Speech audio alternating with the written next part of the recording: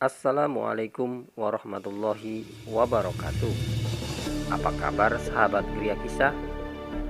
Kali ini Gria Kisah akan menyampaikan kisah mengenai Banten sebelum zaman Islam.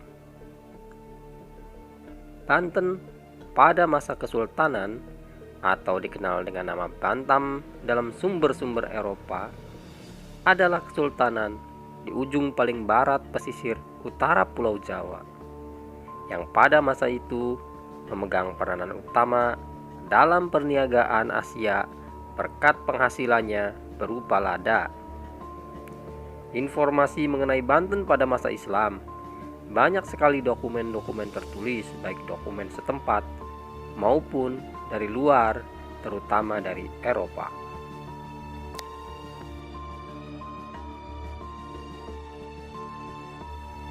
Sejarah Banten pada masa Islam banyak sekali sumber sejarahnya yang bisa memberikan informasi mengenai Banten pada masa itu. Lalu bagaimanakah dengan Banten sebelum zaman Islam berkuasa di Banten? Untuk mengetahuinya, terus simak video ini sampai habis.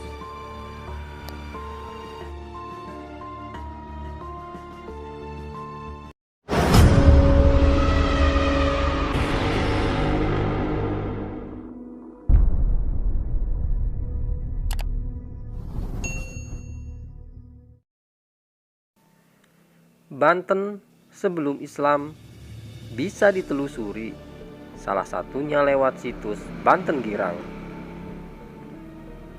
Banten Girang merupakan satu tempat yang diyakini oleh sebagian besar peneliti kepurbakalaan dan menemukan beberapa bukti arkeologi sebagai tempat pusat pemerintahan kerajaan bercorak Hindu-Buddha sekitar tahun 932 sampai 1526 Masehi sebelum berdirinya kerajaan Islam atau Kesultanan Banten.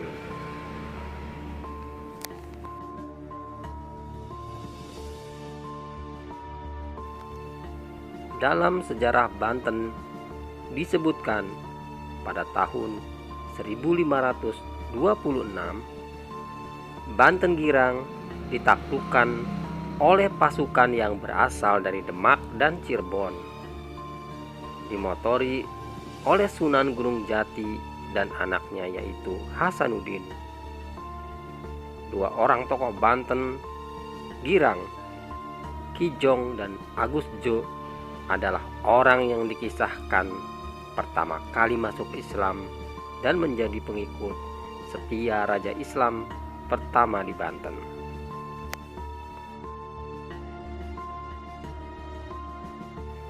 Namun pertanyaannya adalah, kerajaan apakah Banten Girang sebelum Islam datang itu? Apakah Banten Girang kerajaan yang merdeka sendiri atau merupakan bawahan dari kerajaan lain?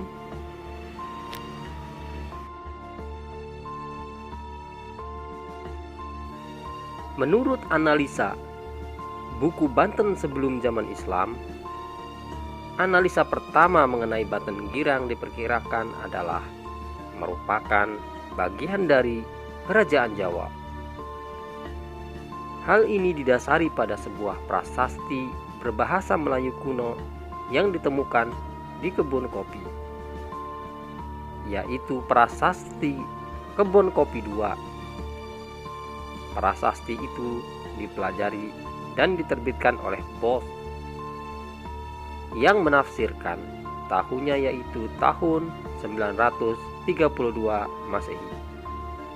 Pada masa itu, kekuasaan kerajaan Mataram Hindu di Jawa Tengah mengalami perpindahan ke Jawa Timur. Namun, diperkirakan ada sebagian kecil tidak ikut ke Jawa Timur, melainkan pergi ke barat ke wilayah Banten. Selain itu, ditemukan peninggalan dari Banten Girang, yaitu arca-arca dari Gunung Polosari yang disinyalir mempunyai hubungan dengan peradaban Jawa, dan semuanya berasal dari abad ke-10.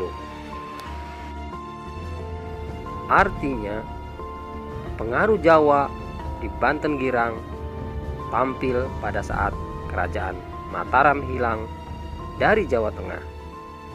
Dengan kata lain, boleh disimpulkan bahwa orang-orang Jawa dari Jawa Tengah pada tahun 932 Masehi mendirikan sebuah kerajaan kecil dengan ibu kotanya Banten Girang.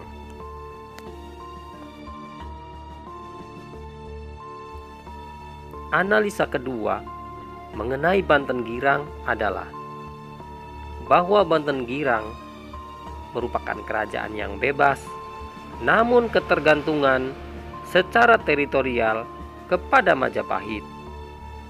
Dalam arti merdeka secara kebijakan dagang, namun secara teritorial masih tergantung kepada Majapahit. Diperkirakan sebelum masa Islam, perdagangan dan perkembangan ekonomi Banten Girang sudah mengalami kemajuan.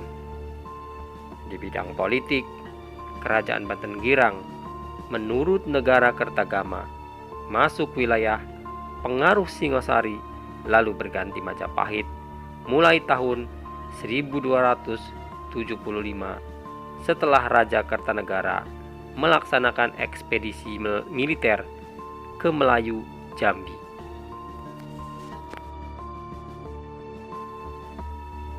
Analisa ketiga mengenai kerajaan Banten Girang adalah bahwa Banten Girang sebagai bawahan kerajaan Sriwijaya. Dalam analisa ini, Banten disebut juga sebagai Sunda.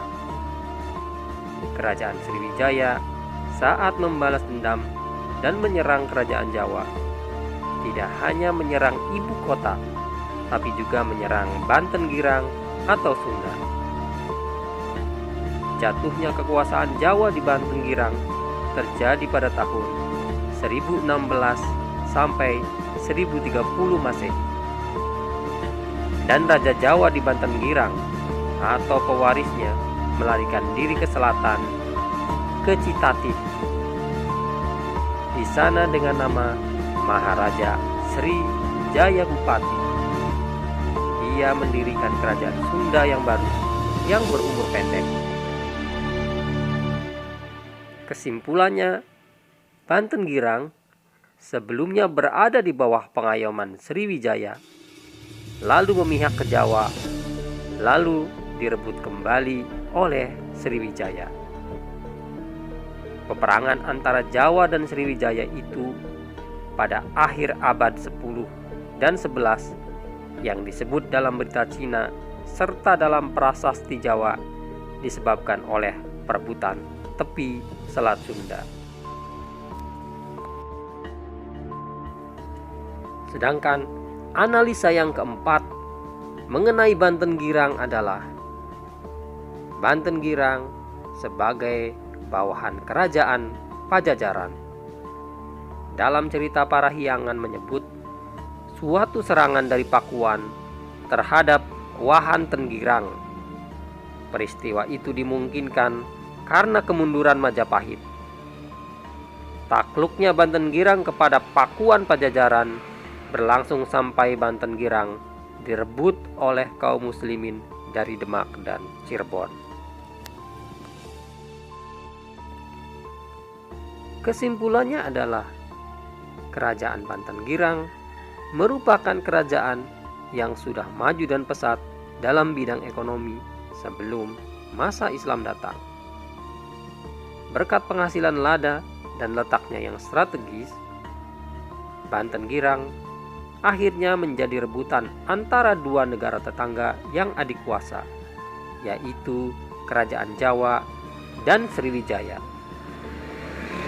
yang pada akhirnya memiliki pengaruh ganda antara Jawa dan Sriwijaya kepada Banten, sehingga meninggalkan bekas yang menentukan terhadap kebudayaan di Banten Girang.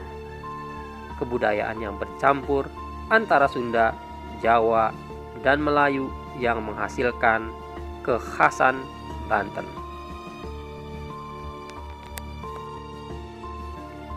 Demikian kisah mengenai Banten sebelum zaman Islam.